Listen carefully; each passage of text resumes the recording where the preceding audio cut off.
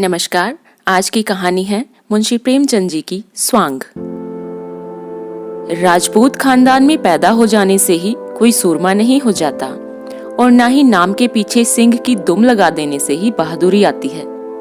गजेंद्र सिंह के पुरखे किसी जमाने में राजपूत थे, इसमें संदेह की गुंजाइश नहीं, लेकिन इधर 3 पुश्तों से तो नाम के सिवा उनमें राजपूती के कोई लक्षण न थे।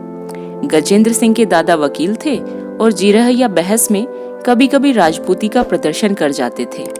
बाप ने कपड़े की दुकान खोलकर इस प्रदर्शन की भी गुंजाइश न रखी और गजेंद्र सिंह ने तो लुटिया ही डुबो दी। डील डॉल में भी फर्क आता गया। भूपेंद्र सिंह का सीना लंबा चौड़ा था, नरेंद्र सिंह का पेट लंबा चौड़ा था, लेकिन गजेंद्र सिंह का कुछ भी लंबा चौड़ा न था। वह हल्के फुल्के गोरे चिट्टे ऐनकबाज नाजुक बदन फैशनेबल बाबू थे।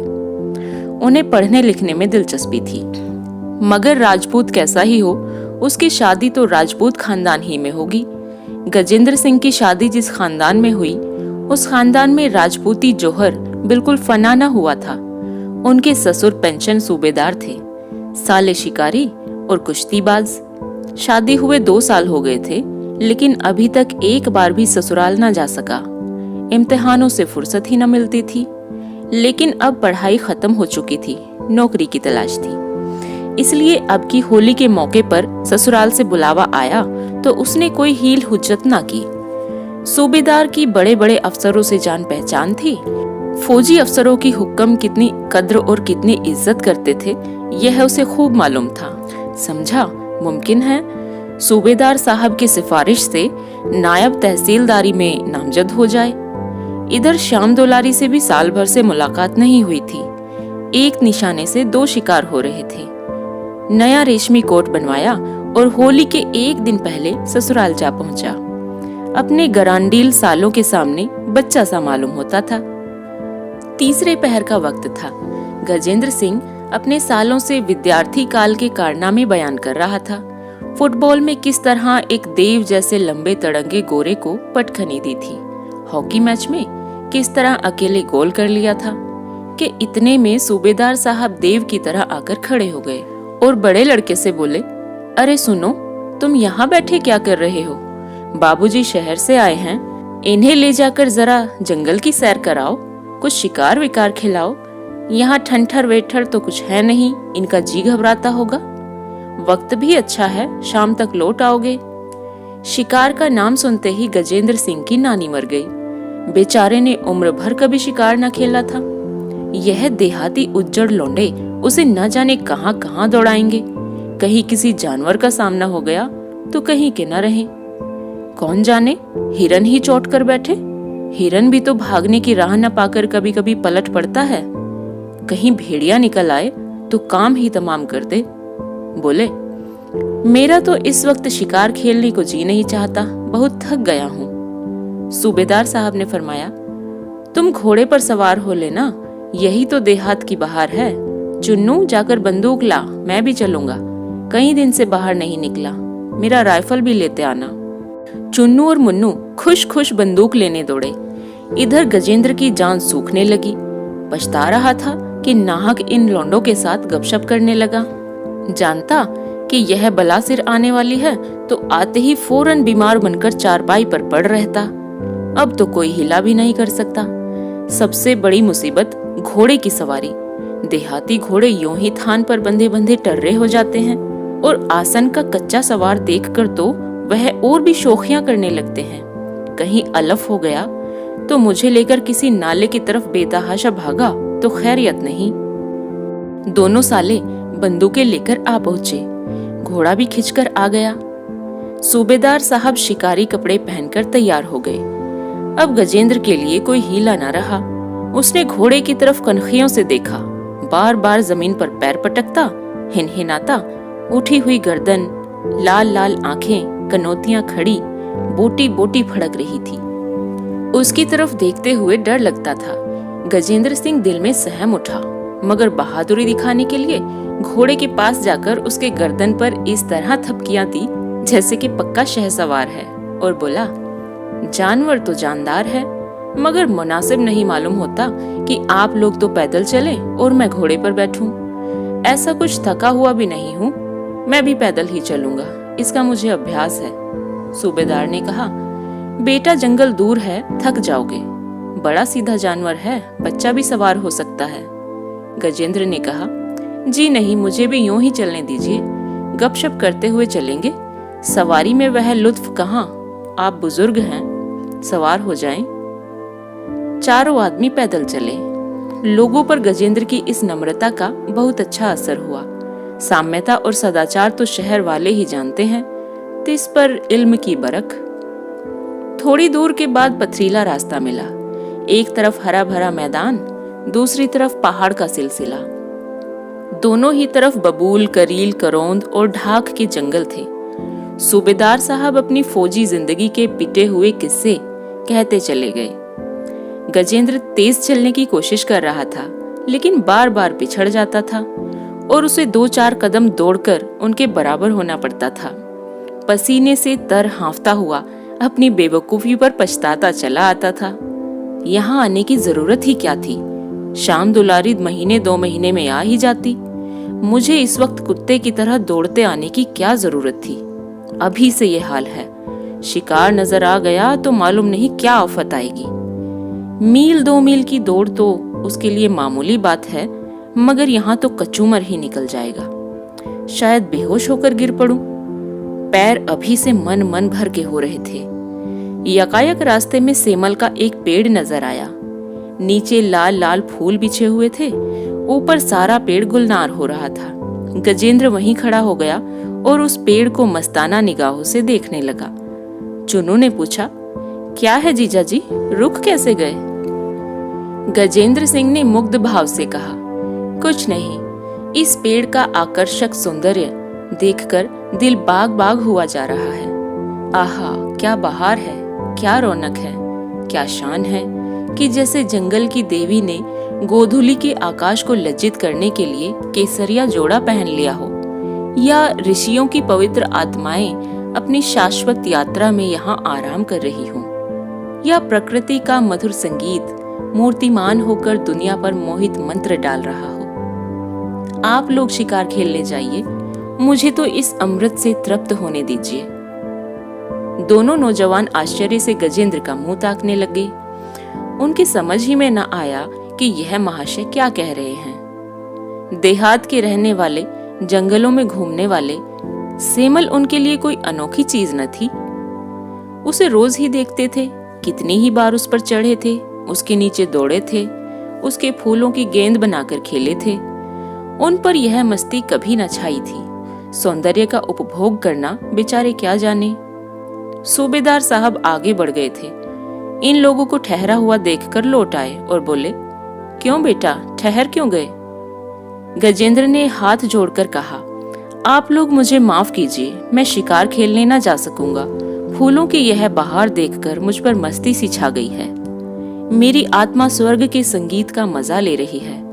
यह मेरा ही दिल है जो फूल बनकर चमक रहा है। मुझ में भी वही लाली है, वही सौंदर्य है, वही रस है। मेरे हृदय पर केवल अज्ञानता का पर्दा पड़ा हुआ है। किसका शिकार करें? जंगल के मासूम जानवरों का? हम ही तो जानवर हैं, हम ही तो चिड़िया हैं। यह हमारी ही कल्पनाओं का दर्पण है जिसमें भौतिक संसार की झलक दिखाई पड़ रही है। क्या अपना ही खून करें? नहीं, आप लोग शिकार करने जाएं, मुझे इस मस्ती और बहार में डूबकर इसका आनंद उठाने दें। बल्कि मैं तो प्रार्थना करूंगा कि आप भी शिकार से दूर रहें। जिंदगी खुशियों का खजाना है, उसका खून न कीजिए। प्रकृति के दृश्यों से अपने मानस चक्षुओं को तृप्त कीजिए। प्रकृति के एक एक कण में, एक एक फूल में, एक एक पत्ती में इसी आनंद की किरणें चमक रही हैं। खून करके आनंद के इस अक्षय स्रोत को अपवित्र न कीजिए। इस दार्शनिक भाषण ने सभी को प्रभावित कर दिया। सूबेदार ने चुन्नू से धीमे से कहा, उम्र तो कुछ नहीं है, लेकिन कितना ज्ञान भरा हुआ है। चुन्नू ने भी अपनी श्रद्धा को व्यक्त किया। विद्या से ही आत्मा जाग जाती है, शिकार खेलना वैसे है बुरा। सूबेदार साहब ने ज्ञानियों की तरह कहा, हाँ बुरा तो है, चलो लौट चलें। जब हर एक चीज में उसी का प्रकाश है तो कौन शिकार और कौन शिकारी? अब कभी शिकार न खेलूंगा। फिर वह गजेंद्र से बोले, भैया तुम्हारे उपदेश ने हमारी आंखें खोल दी, कसम खाते हैं अब कभी शिकार न खेलेंगे। गजेंद्र पर मस्ती छाई हुई थी। उसी नशे की हालत में बोला, ईश्वर को लाख लाख धन्यवाद है कि उसने आप लोगों को यह सद्बुद्धि दी। मुझे खुद शिकार का कितना शौक था, बतला नहीं सकता। अनगिनत जंगली सुअर, हिरन, तेंदुए, नीलगाय मारे होंगे। एक बार चीते को मार डाला था। मगर आज ज्ञान की मदिरा का वह नशा हुआ कि दुनिया का कहीं अस्तित्व ही नहीं रहा। होली जलाने का मुहूर्त 9 बजे रात को था। 8 ही बजे से गांव के औरत, मर्द, बूढ़े, बच्चे गाते बजाते, कबीरें उड़ाते होली की तरफ चले। सूबेदार साहब भी बाल बच्चों को लिए मेहमान के साथ होली जलाने चले। गजेंद्र ने अभी तक किसी बड़े गांव की होली न देखी थी। उसके शहर में तो हर मोहल्ले में लकड़ी के मोटे मोटे 4 कुंदे जला दिए जाते थे, जो कई कई दिन तक जलते रहते थे। यहाँ की होली एक लंबे चौड़े मैदान में किसी पहाड़ की ऊंची चोटी की तरह आसमान से बातें कर रही थी। ज्यों ही पंडित जी ने मंत्र पढ़कर नए साल का स्वागत किया, आतिशबाजियां छूटने लगी। छोटे बड़े सभी पटाखे, छछुंदरे, हवाइयां उड़ाने लगे। गजेंद्र के सिर पर से कई छछुंदर सनसनाती हुई निकल गई। हर एक पटाखे पर बेचारा 2-2, 4-4 कदम पीछे हट जाता था और दिल में इस उज्जड़ देहातियों को कोसता था, यह क्या बेहुदगी है। बारूद जरा कपड़ों में लग जाए, कोई और दुर्घटना हो जाए तो सारी शरारत निकल जाए। रोज ही तो ऐसी घटनाएं होती हैं, मगर इन गंवारों को क्या खबर। यहाँ दादा ने जो कुछ किया ये भी वही करेंगे, चाहे उसमें कुछ दुख हो या ना हो। अचानक नजदीक से एक बमगोले के छूटने की गगनभेदी आवाज हुई कि जैसे बिजली कड़की हो। गजेंद्र सिंह चौंक कर कोई 2 फीट ऊंचे उछल गए। अपनी जिंदगी में वह शायद कभी इतना ना कूदे होंगे। दिल धक धक करने लगा, गोया तोप के निशाने के सामने खड़े हों। फौरन दोनों कान उंगलियों से बंद कर लिए और 10 कदम और पीछे हट गए। चुन्नू ने कहा, जीजा जी आप क्या छोड़ेंगे, क्या लाऊं? मुन्नू बोला, हवाइयां छोड़िए जीजा जी, बहुत अच्छी हैं, आसमान में निकल जाती हैं। चुन्नू, हवाइयां बच्चे छोड़ते हैं कि ये छोड़ेंगे? आप बमगोला छोड़िए भाई साहब। गजेंद्र, भाई मुझे इन चीजों का शौक नहीं। मुझे तो ताज्जुब हो रहा है कि बूढ़े भी कितनी दिलचस्पी से आतिशबाजी छुड़ा रहे हैं। मुन्नू, 2-4 महताबियां तो जरूर छोड़िए। गजेंद्र को महताबियां निरापद जान पड़ी। उनकी लाल हरी सुनहरी चमक के सामने उसके गोरे चेहरे और खूबसूरत बालों और रेशमी कुर्ते की मोहकता कितनी बढ़ जाएगी। कोई खतरे की बात भी नहीं। मजे से हाथ में लिए खड़े हैं। गुल टप टप नीचे गिर रहा है और सबकी निगाहें उनकी तरफ लगी हुई हैं। उनकी दार्शनिक बुद्धि भी आत्म प्रदर्शन की लालसा से मुक्त न थी। फौरन महताबी ले ली, उदासीनता की एक अजब शान के साथ। मगर पहली ही महताबी छोड़ना शुरू की थी कि दूसरा बमगोला छूटा। आसमान कांप उठा। गजेंद्र को ऐसा मालूम हुआ कि जैसे कान के पर्दे फट गए या सिर पर कोई हथौड़ा गिर गया। महताबी हाथ से छूटकर गिर पड़ी और छाती धड़कने लगी। अभी इस धमाके से संभलने न पाए थे कि दूसरा धमाका हुआ, जैसे आसमान फट गया। सारे वायुमंडल में कंपन सा आ गया। चिड़िया घोंसलों से निकलकर शोर मचाती हुई भागी, जानवर रस्सियां तोड़ाकर भागे और गजेंद्र भी सिर पर पांव रखकर भागे, सरपट, और सीधे घर आकर दम लिया। चुन्नू और मुन्नू दोनों घबरा गए। सूबेदार साहब के होश उड़ गए। तीनों आदमी बगटुट दौड़े हुए गजेंद्र के पीछे चले। दूसरों ने जो उन्हें भागते हुए देखा तो समझे शायद कोई वारदात हो गई। सब के सब उनके पीछे हो लिए। गांव में एक प्रतिष्ठित अतिथि का आना मामूली बात न थी। सब एक दूसरे से पूछ रहे थे कि मेहमान को क्या हो गया, माजरा क्या है, क्यों ये लोग दौड़े जा रहे हैं। एक पल में सैकड़ों आदमी सूबेदार साहब के दरवाजे पर हालचाल पूछने के लिए जमा हो गए। गांव का दामाद कुरूप होने पर भी दर्शनीय और बदहाल होते हुए भी सबका प्रिय होता है। सूबेदार ने सहमी हुई आवाज में पूछा, तुम वहां से क्यों भाग आए भैया? गजेंद्र को क्या मालूम था कि उसके चले आने से यह तहलका मच जाएगा, मगर उसके हाजिर दिमाग ने जवाब सोच लिया था। और जवाब भी ऐसा कि गांव वालों पर उसकी अलौकिक दृष्टि की धाक जमा दे। बोला, कोई खास बात न थी, दिल में कुछ ऐसा ही आया कि यहाँ से भाग जाना चाहिए। नहीं, कोई बात तो जरूर थी। आप पूछकर क्या करेंगे? मैं उसे जाहिर करके आपके आनंद में विघ्न नहीं डालना चाहता। जब तक बतला न दोगे बेटा, हमें तसल्ली नहीं होगी। सारा गांव घबराया हुआ है। गजेंद्र ने फिर सूफियों का सा चेहरा बनाया, आंखें बंद की, जम्हाइयां ली और आसमान की तरफ देखकर बोले, बात यह है कि ज्यों ही मैंने महताबी हाथ में ली, मुझे मालूम हुआ जैसे किसी ने उसे मेरे हाथ से छीनकर फेंक दिया। मैंने कभी आतिशबाजियां नहीं छोड़ी, हमेशा उनको भला बुरा कहता रहा हूँ। आज मैंने वह काम किया जो मेरी अंतरात्मा के खिलाफ था।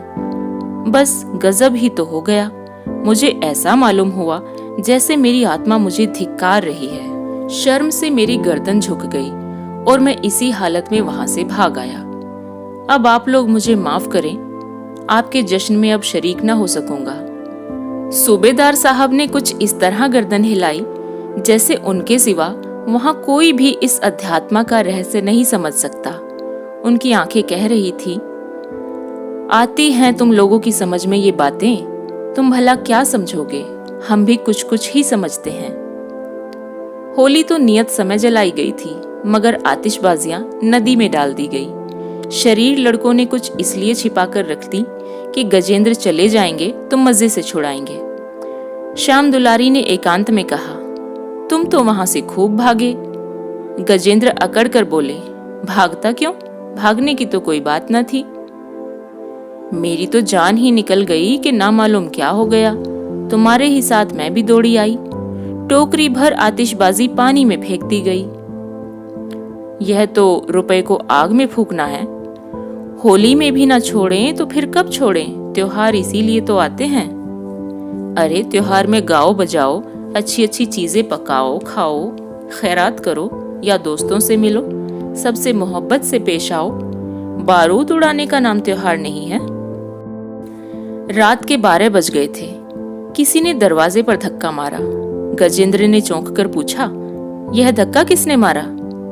श्यामा ने लापरवाही से कहा, बिल्ली बिल्ली होगी। कई आदमियों के फटफट करने की आवाजें आईं, फिर किवाड़ पर धक्का पड़ा। गजेंद्र को कपकपी छूट गई। लालटेन लेकर दराज से झांका तो चेहरे का रंग उड़ गया। 4-5 आदमी कुर्ते पहने, पगड़ियां बांधे, दाढ़ियां लगाए, कांधे पर बंदूक रखे, किवाड़ को तोड़ डालने की जबरदस्त कोशिश में लगे हुए थे। गजेंद्र कान लगाकर बातें सुनने लगा। दोनों सो गए हैं, किवाड़ तोड़ डालो, माल अलमारी में है। और अगर दोनों जग गए, औरत क्या कर सकती है?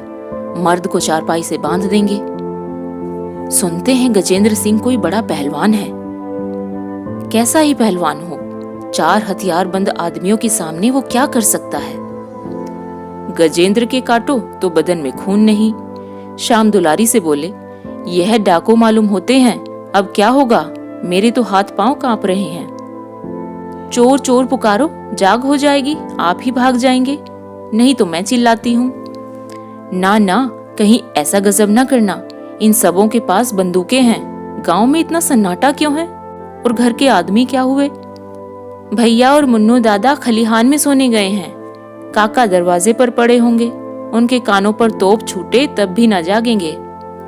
इस कमरे में कोई दूसरी खिड़की भी तो नहीं है कि बाहर आवाज पहुंचे।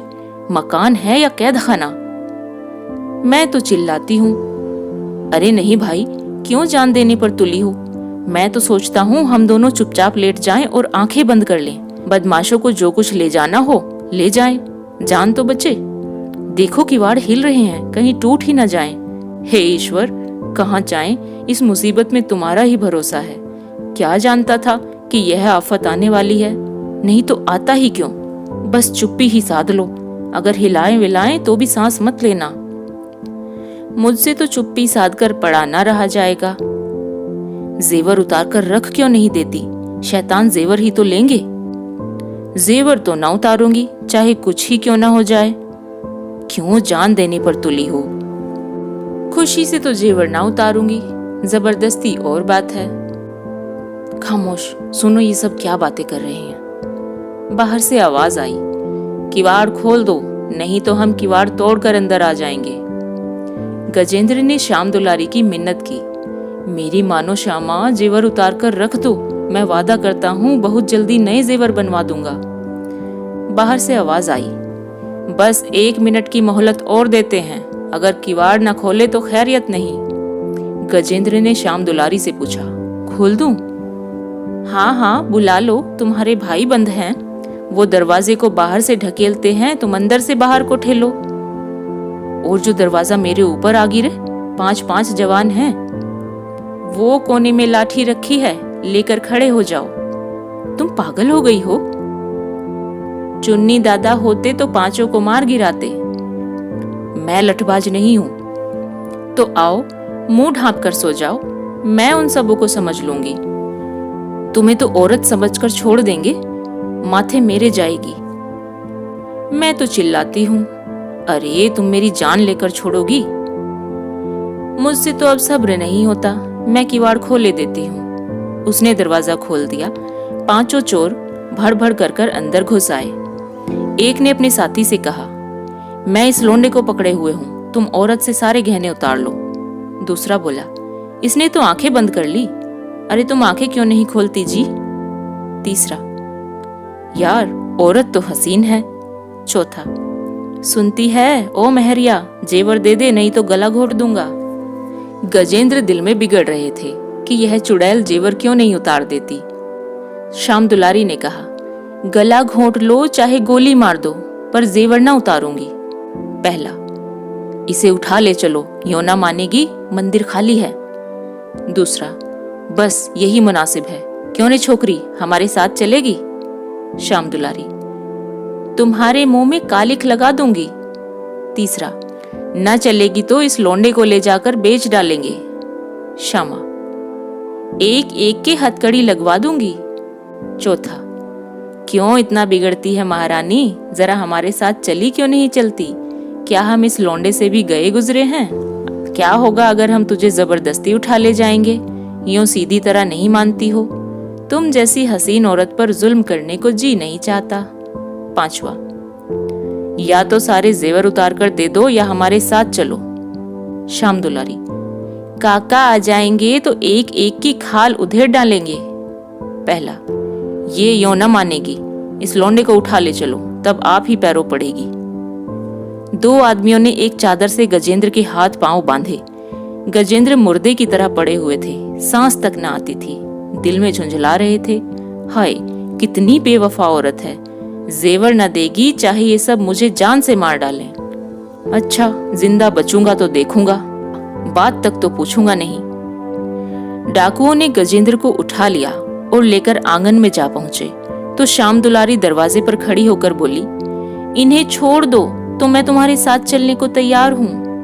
पहला, पहले ही क्यों नाराजी हो गई थी, चलेगी ना? चलूंगी कहती तो हूं। अच्छा तो चल, हम इसे छोड़ देते हैं। दोनों चोरों ने गजेंद्र को लाकर चारपाई पर लिटा दिया और श्याम दुलारी को लेकर चल दिए। कमरे में सन्नाटा छा गया। गजेंद्र ने डरते डरते आंखें खोली तो कोई नजर न आया। उठकर दरवाजे से झांका, सहन में भी कोई न था। तीर की तरह निकलकर सदर दरवाजे पर आए, लेकिन बाहर निकलने का हौसला न हुआ। चाहा कि सूबेदार साहब को जगाएं, पर मुंह से आवाज ना निकली। उसी वक्त कह कही की आवाज आई। 5 औरतें चुहल करती हुई श्याम दुलारी के कमरे में आई। गजेंद्र का वहां पता न था। एक बोली, कहाँ चले गए? श्याम दुलारी बोली, बाहर चले गए होंगे। दूसरी, बहुत शर्मिंदा होंगे। तीसरी, डर के मारे उनकी सांस तक बंद हो गई थी। गजेंद्र ने बोलचाल सुनी तो जान में जान आई, समझे शायद घर में जाग हो गई है। लपक कर कमरे के दरवाजे पर आए और बोले, जरा देखिए श्यामा कहाँ है, मेरी तो नींद ही ना खुली, जल्दी किसी को दौड़ाइए। यकायक उन्हीं औरतों के बीच में श्यामा को खड़ी हंसते देखकर हैरत में आ गए। 5 सहेलियों ने हंसना और ताली पीटना शुरू कर दिया। एक ने कहा, वाह जीजा जी, देख ली आपकी बहादुरी। श्याम दुलारी, तुम सब के सब शैतान हो। तीसरी, बीवी तो चोरों के साथ चली गई और आपने सांस तक न ली। गजेंद्र समझ गए कि बड़ा धोखा खाया, मगर जबान के शेर फौरन बिगड़ी बात बना ली। बोले, तो क्या करता, तुम्हारा स्वांग बिगाड़ देता। मैं भी इस तमाशे का मजा ले रहा था। अगर सबों को पकड़कर मूछें उखाड़ लेता तो तुम्हें कितनी शर्मिंदगी होती। मैं इतना बेरहम नहीं हूं। सब की सब गजेंद्र का मुंह देखती रह गई। श्रोताओं, कहानी सुनने के लिए धन्यवाद।